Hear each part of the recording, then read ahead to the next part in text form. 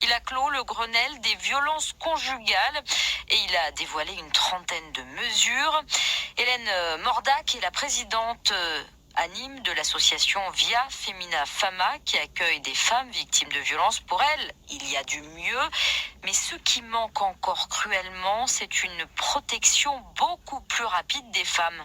Il faudrait mettre en place ce qu'on appelle une sorte de principe de précaution et dès le premier appel d'une femme qui se dit victime de violence, faire le nécessaire, soit en la mettant elle en sécurité, soit en éloignant l'agresseur. Et puis ensuite, on fait l'enquête pour voir ce qu'il en est, mais c'est un principe de précaution. C'est complètement radical, bien entendu, mais après on fait la part des choses. Ça se fait en Espagne où à partir du moment où une femme dépose plainte pour des faits de violence, immédiatement elle est prise en compte et l'agresseur est éloigné. On a un temps de retard, mais on s'est quand même un peu calqué sur cette loi espagnole quand on a créé l'ordonnance de protection, mais ça n'est à mon sens pas encore suffisant puisque cette ordonnance de protection est quand même d'application un petit peu restreinte en ce sens qu'il faut apporter des éléments, des preuves, et que très souvent dans des situations de violence, on pêche par manque de preuves parce que les femmes hésitent à aller déposer plainte, elles hésitent à aller voir un médecin.